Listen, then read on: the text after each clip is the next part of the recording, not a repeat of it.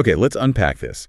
I want you to picture a scenario for me. You walk into a room, maybe it's a seminar room at Oxford or Princeton. The lighting is dim, the air is thick with tension, it smells like old books and coffee. I'm with you. The classic ivory tower setting. Exactly. And in the middle of this room, you have two people. And these aren't just random people. These are two grown adults, PhDs, likely genius-level IQs. They have spent decades studying logic, physics, and, the deepest structures of reality. Okay, the heavyweights. The heaviest. But they are screaming at each other, veins bulging, faces red, just absolutely furious.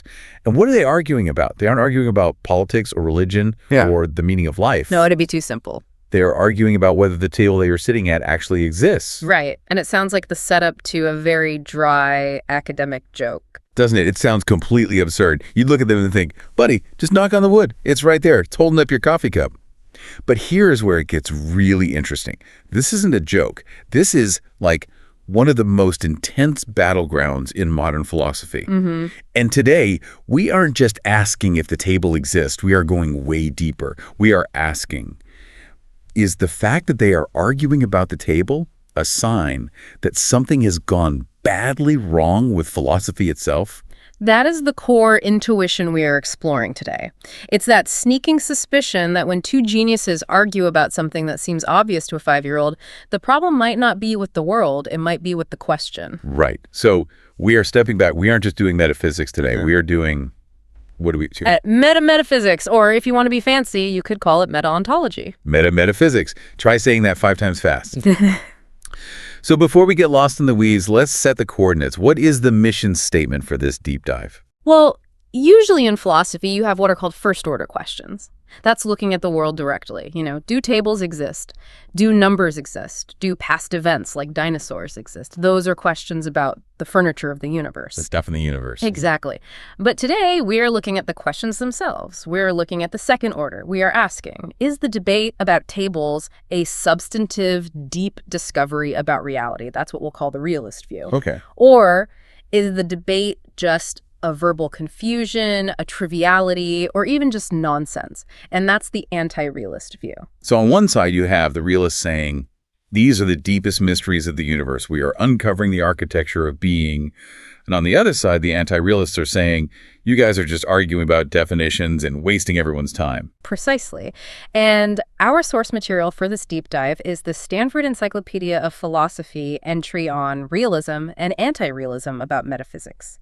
It is a dense, rigorous survey of this battlefield. We are going to explore the idea that maybe, just maybe, these profound philosophical problems are actually just linguistic glitches. A glitch in the matrix of language. I love that image. Okay, let's dive into the first big distinction because I got tripped up immediately when reading the notes. We have realism and anti-realism. Usually if I say I'm a realist, it means I believe stuff is real. Like I'm a realist about climate change or I'm a realist about the economy. Right. And in a standard context, or even in a lot of philosophy, that's exactly what it means. If you are a realist about tables, you simply believe tables exist. Okay, straightforward. And if you are an anti-realist about tables, often called a nihilist in this specific field, you believe tables do not exist. You might think only atoms, simples exist, and table is just a convenient fiction, a hallucination we all agree upon for practical purposes. So that's the ground level, first order. You've got the table believer versus the table denier. But that's not what we are focusing on today. No. And this is so crucial to get your head around. We are talking about realism and anti-realism about the questions. This is the meta level, the second order. Help me visualize the difference. Because it feels like if you don't believe in tables, you must be an anti-realist. It sounds like the same thing. Not necessarily, and this is the twist. Think about the nihilist. The person who says tables do not exist, only atoms exist. Now, that person has a very radical view about the world, right? Surely. But they might believe that their debate with the table believer is incredibly important. They believe there is a hard, factual truth out there, and that truth is tables don't exist.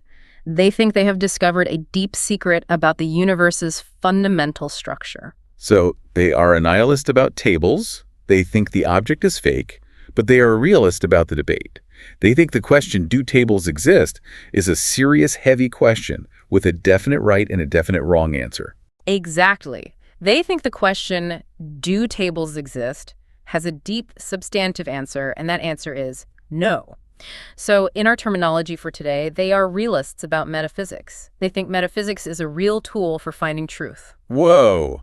Okay, so you can be a skeptic about the object, but a believer in the importance of the question itself. And it works the other way, too. This is where it gets really fun and a bit counterintuitive. You could look at a table and say, of course tables exist, don't be an idiot. My default position, basically. Right. But you might hold that view because you think the question is trivial. You think arguing about it is a complete waste of time because the answer is so bleedin' obvious.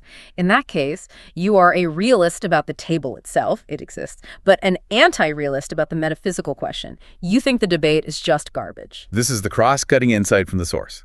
You can think the table is real, but the debate is fake. Or you can think the table is fake, but the debate is real. That is the matrix we are operating in. And today, we are specifically zooming in on the people who think the debate is fake, the anti-realists about metaphysics. They generally fall into three camps, and each one attacks the debate in a different way. Trivialism, mere verbalism, and non-factualism. Okay, let's start with the first one, trivialism. This sounds like the old man yelling at cloud stands. It's obvious, stupid. Why are we paying you a salary to ask this? It's a bit more sophisticated than that, but yeah, the sentiment is similar. Trivialism is the view that, yes, there is a fact of the matter, but it is utterly, profoundly trivial. It's not a deep mystery waiting to be solved by a genius. It's like asking, are all bachelors unmarried? You don't need to do a sociological study to answer that. You don't need to interview bachelors. You just need to know what the word bachelor means. Exactly. It is an analytic truth. It's true by definition. So let's apply this to the table argument. We have a view that the source calls trivialist tableism. Trivialist tableism. Okay. So how does that argument work? How do they prove tables exist without doing any physics or, deep metaphysical digging? It starts with a premise that almost everyone agrees on, even the hardcore nihilists who deny tables exist. Everyone agrees that in this room, right where you're sitting, there are atoms or simples, to use the philosophical term, arranged in the shape of a table. Right. Even if I don't believe in the soul of the table or the essence of the table, I have to admit there are wood molecules arranged table-wise. If I try to walk through them, I'll bruise my shin. The atoms are there. Simples arranged table-wise. That is the key phrase. The trivialist then says, look at the rules of the English language. In English, what are the conditions for being allowed to say a table exists? Well, the condition is simply having simples arranged table-wise. That's it. So step one, there are simples arranged table-wise. Step two, that's all the word table requires in our language. Conclusion, tables exist. Duh. That's the logic chain. They argue that the nihilist, the person denying the table, is trying to sever the link between simples arranged table-wise and table exists. But the trivialist says, you can't do that. That's just how the word works. If you have the atoms, you have the table. End of debate. So they are shifting the entire debate away from physics or ontology to language. They're saying you aren't arguing about reality, you are just refusing to speak English correctly. Yes, that's a perfect way to put it. They are saying the truth conditions of the word table are easily met. You don't need a metaphysical investigation, you just need to look in the dining room. If it looks like a duck and quacks like a duck, in English, it's a duck. There's no deep mystery about its duckness. But wait, I recall reading in the source about a potential snag here, a pretty big one. What about the monists? The people who think the entire universe is just one big blob with no parts. Ah, yes. The Mariological monists. This is a very specific, and it sounds kind of mystical, but it's a logically rigorous view. They believe only one object exists, the universe, the whole thing. The cosmos. Right. And if the universe has no parts, then there are no simples, there are no atoms. It's just one giant cosmic jelly. So if there are no simples, the trivialist's argument falls apart, doesn't it? If the argument is simples arranged table-wise equals table, and there are no simples, then, well, no table. You would think so. This would be a huge victory for the nihilist. But the trivialist is slippery. They anticipate this. They say, okay, fine, let's grant Morinism for a second. Even if the universe is one big blob, it still has local properties. It is table-ish in this specific region. So they just define simples arranged table-wise very broadly to mean any stuff, whether it's fundamental particles or just a region of the cosmic blob that has table-like features. Wow. They really want to keep this trivial. They will bend the definition of atoms just to make sure the sentence "the table exists" remains obviously true. Because for them, the priority is preserving ordinary language. If ordinary people point and say table, the philosopher shouldn't come along and say false.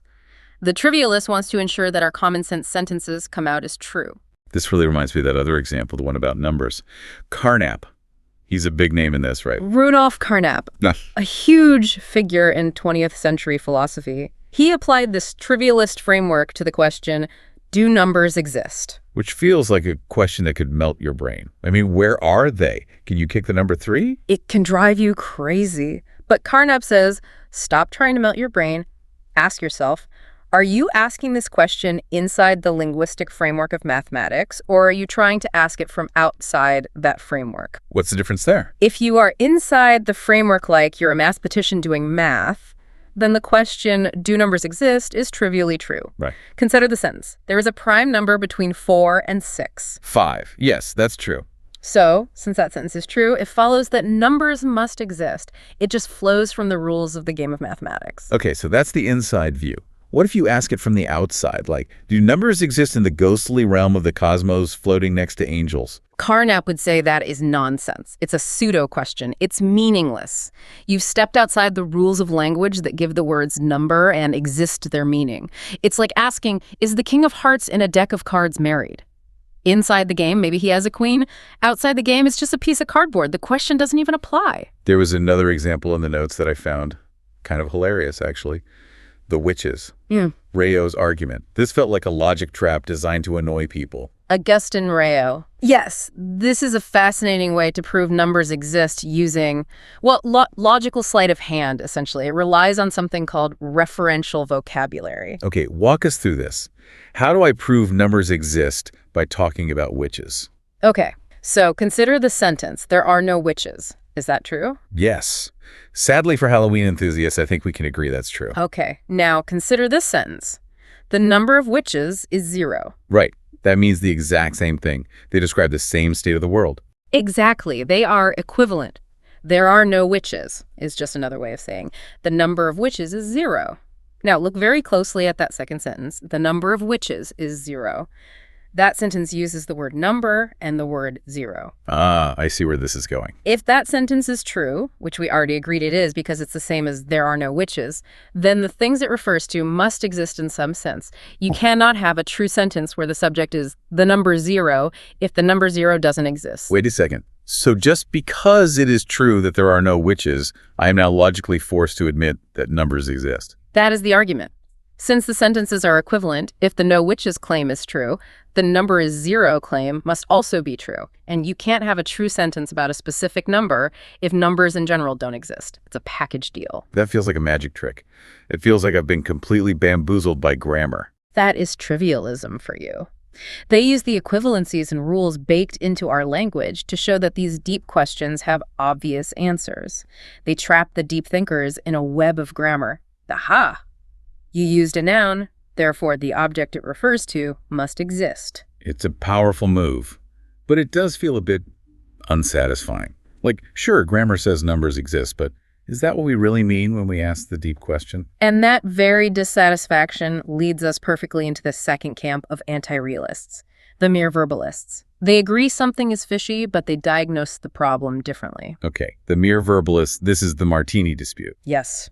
This is a classic analogy from the philosopher Karen Bennett. Imagine two people, Jack and Jill, are at a bar. My kind of philosophy. There's a drink on the bar. It's in a V-shaped glass. It's made of vodka and some kind of apple liqueur. Jack looks at it and says, that is a martini. Jill looks at the same drink and says, that is not a martini. I'm with Jill, by the way. A martini should be gin and vermouth, maybe an olive. That vodka thing is an abomination. Well, Jack is a bit looser with his definitions. For him, anything served in a V-shaped martini glass is a martini.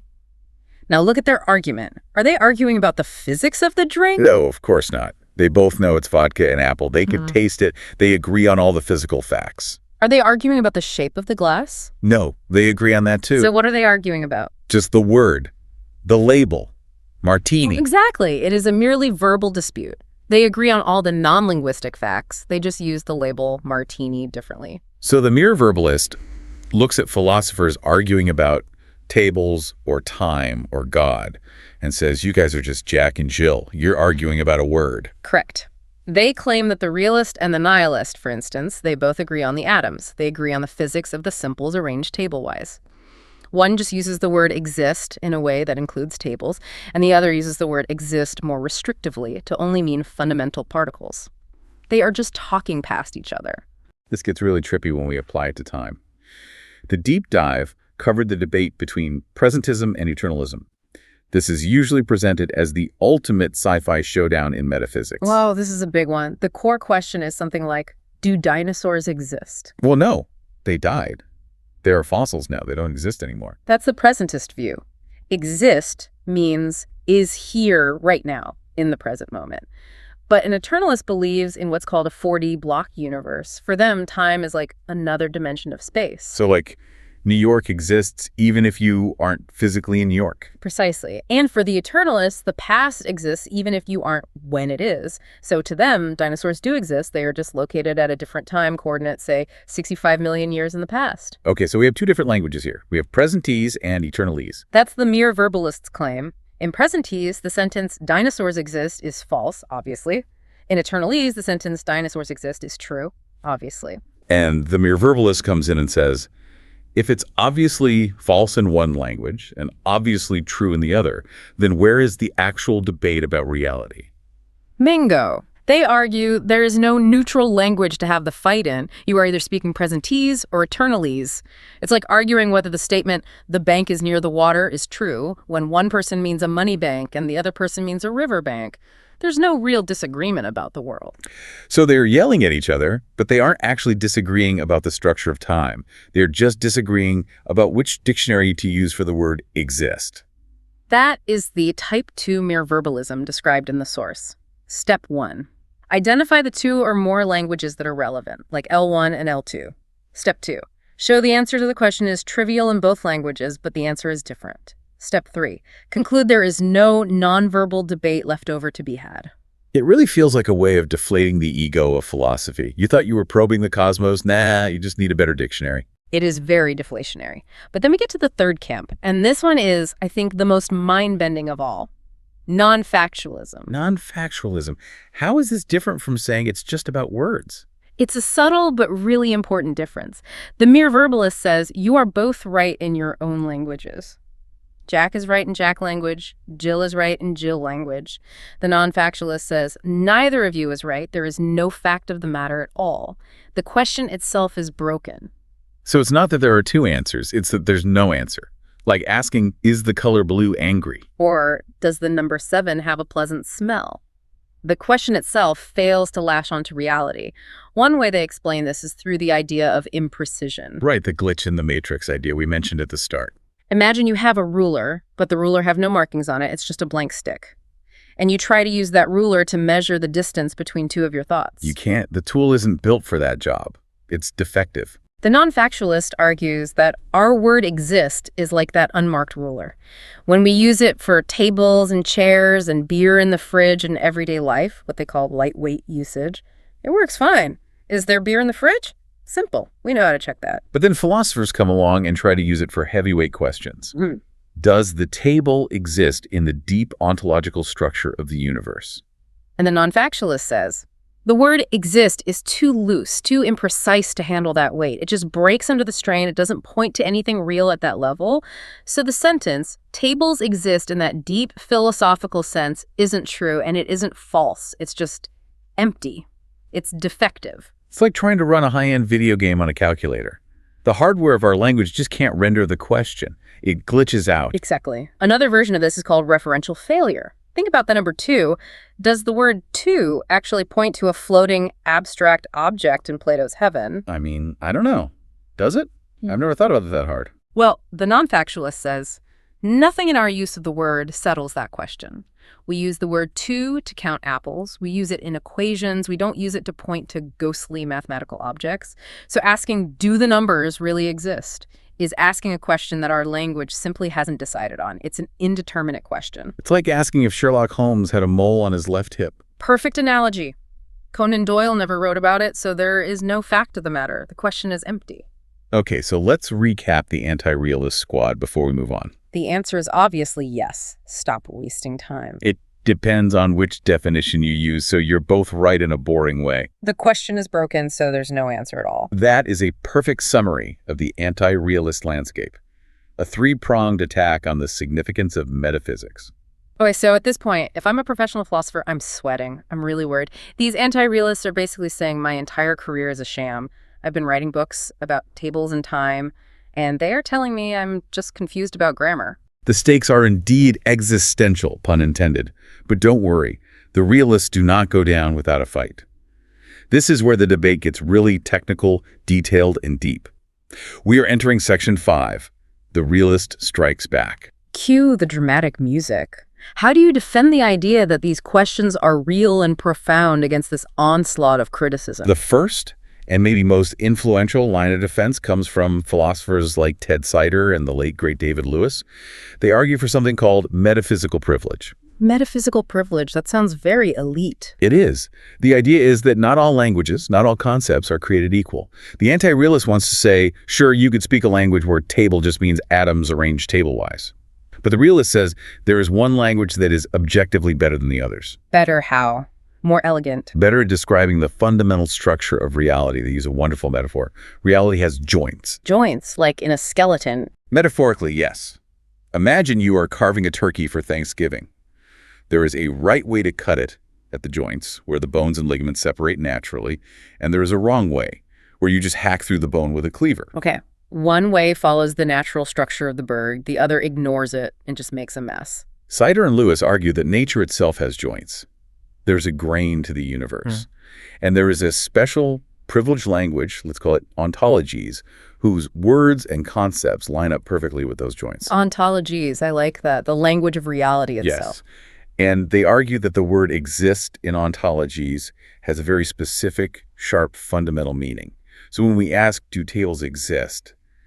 In that language, it's not a verbal dispute. It's a real substantive question about whether the concept table lines up with one of the fundamental joints of the universe. So they're essentially telling the verbalist, sure, Jack and Jill can argue about martinis however they want in their casual, sloppy language, but if we are doing science or metaphysics, we should use the words that cut nature at the joints. There is a correct way to talk about the world. Exactly. They completely reject the idea that we can just define things into existence trivially. They think existence is a fundamental logical concept, not just a quirk of English grammar. They are telling the verbalists, stop playing word games and look at the actual structure of the world. That's a very strong defense. It brings the focus back to reality. But I saw another argument in the notes that seemed almost dangerous. The argument from maximalism. The collapse argument. Yes. This is a very clever trap set for the mere verbalist. It's designed to show that if you try to be an anti-realist about the debate, you end up proving way, way too much. Okay, so how does this trap work? All right, remember the mere verbalist says, in language A, tables exist is true. In language B, tables exist is false. They want to be neutral and say both are fine. Right, it's just a matter of which language you pick. The realist then asks, okay, tell me about language A. You say the sentence tables exist is true in that language. The verbalist has to say yes. Okay, yes. Well, think about what truth is. For a sentence to be true, the world has to cooperate, right? If I say snow is white, that is only true if there is such a thing as snow and if that stuff is actually white. Right. The correspondence theory of truth. The sentence has to match the world. So if the sentence tables exist is true in language A, then reality must actually contain tables to make that sentence true. There has to be something in the world that the word table refers to. Oh, I see where this is going. This is a trap. It is. If you, the verbalist, admit there is any valid language where tables exist is a true sentence, you've just admitted that tables are part of reality. You can't say it's true in language A, but by the way, tables aren't real. That's a flat-out contradiction. So the moment I try to be neutral and say tables exist is true in some framework, I've given away the entire game. I've admitted tables exist, period. Exactly. And this leads to a view called maximalism, or more formally, mereological universalism. The argument is that if you try to be a verbalist, you accidentally prove that everything exists. Everything? What do you mean everything? I mean any combination of things you can describe. If there's a language where the sum of my left shoe and the moon is a valid object and a sentence about it can be true. The shoe moon. The shoe moon. Then the shoe moon must exist to make that sentence true. The realist says the anti-realist inadvertently proves the universe is absolutely packed to the gills with every bizarre, gerrymandered object imaginable just to make all those different languages true. That is a backfire of epic proportions. I wanted to say tables aren't a big deal, and in the process, I ended up proving the existence of the shoe moon. Precisely.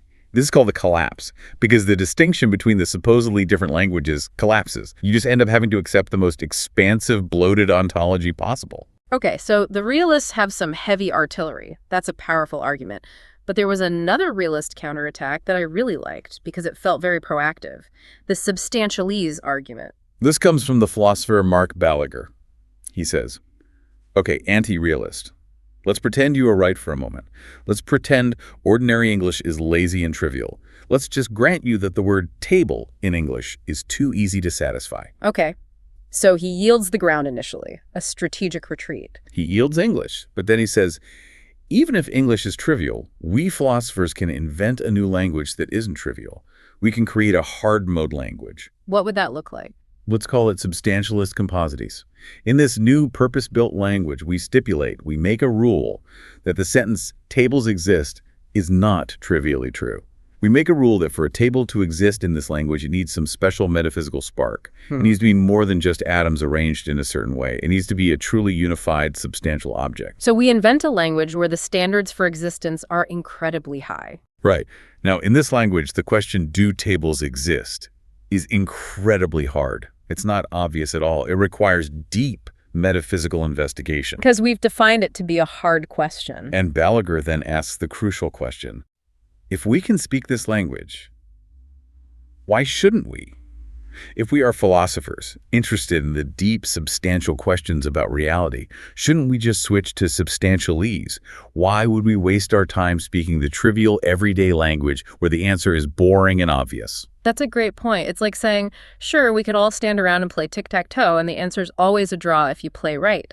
But we have a chessboard right here. Let's play chess. Let's play the interesting game. Exactly. If the deep question is available to be asked in some language, even one we have to invent, then the debate is real and substantive. We just need to be clear that we're speaking that language. There is one more counterattack I want to touch on because it felt like a detective unmasking the villain at the end of a movie. The missing second language. Ah, yes. This is the unmasking argument, and it comes from Karen Bennett again.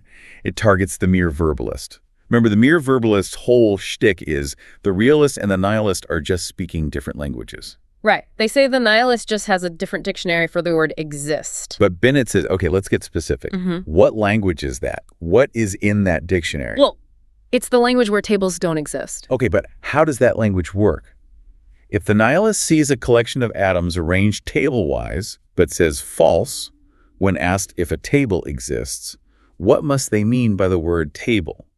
I guess they must mean something more than just the atoms, something magical, something that requires, I don't know, a special metaphysical glue holding it all together. Exactly. Yeah. They must mean something like table atoms plus a mystic soul, or table atoms plus a fundamental irreducible objecthood. And since they look and see no mystic soul, they correctly say, no, that doesn't exist. Okay, that makes sense as a definition. But here's the kicker. If the verbalist admits that this is what the nihilist means, then the verbalist is actually agreeing that mystic soul tables don't exist. Nobody thinks those exist. Right. We all agree there are no magical soul tables. But that means the verbalist agrees with the nihilist on the deep facts of the matter. They aren't neutral at all. They are actually a nihilist in disguise. Oh, that's brilliant. So saying it's just words is actually a clever cover-up for taking a side in the debate. It often is. Bennett's point is that you can't just wave your hands and say different languages. You have to specify the translation rules. And once you do, you often realize the so-called verbalist is actually just an anti-realist about the object itself. They don't believe in the deep version of the table either. This is fascinating. The anti-realist tries to stand above the fray, looking down on the peasants arguing in the mud. But the realists reach up, grab them by the ankle, and pull them right back down. No, you are down here with us. You have a metaphysical stance too, whether you admit it or not. That is the perfect image for it. You cannot escape metaphysics. Even the act of trying to deny it is, in itself, a metaphysical move. You are making a claim about what kind of questions are real and which aren't, which is a claim about the world. Which brings us to the biggest picture of all. Section 6. Global views. We've been talking about tables and numbers and time, but some people want to burn the whole house down. Yes. Global anti-realism. Yeah. This isn't just about tables. This is the view that all of metaphysics is, in some way, defective, or nonsensical. This is the scientism crowd, right? If you can't measure it in the lab, shut up about it. Often, yes. This is the heir to a movement called logical positivism. The modern versions are sometimes called neo-positivism. They argue that any question that isn't either empirical answerable by science or analytical true by definition like in math or logic is meaningless. They think philosophers are just spinning their wheels, creating what they call pseudo-problems. But wait, didn't you just say you can't escape metaphysics? How do they deal with that? And that is the classic trap for the global anti-realist. It's the paradox of self-refutation. I love a good paradox. Break it down for me. Okay, so imagine a philosopher stands up and declares a new principle. Any statement that cannot be scientifically verified is meaningless. Okay. Sounds very rigorous. Sounds like something a scientist who's fed up with philosophy would say. But now wait a second. Take that sentence itself. Any statement that cannot be scientifically verified is meaningless. Can that sentence be scientifically verified? No, you can't put that sentence in a test tube.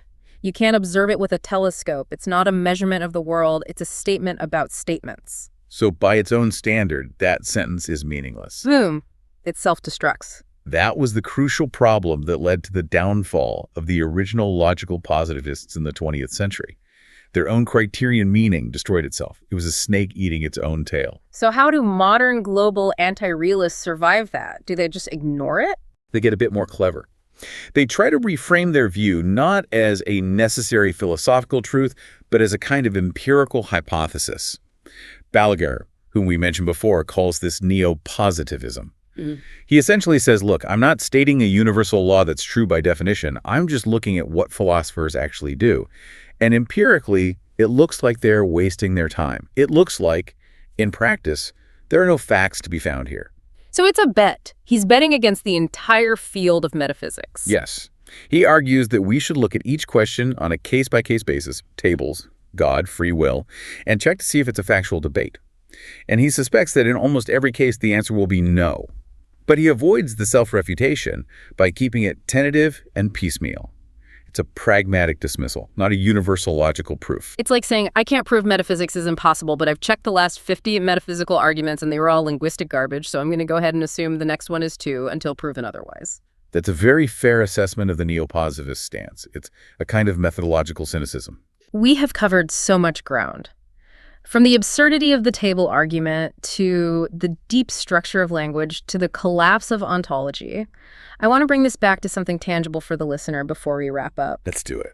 Let's go back to that final provocative thought from the outline, the metaphysical equivalence. Right. This is a nice way to frame the whole issue. I'm holding a coffee cup right now. Okay. Let's consider two sentences. Sentence U is, there is a cup. Simple enough? Sentence N is, there are ceramic simples arranged cupwise. Right. The physicist's description. The realist thinks these two sentences are worlds apart. One posits a whole extra object, the cup, while the other doesn't.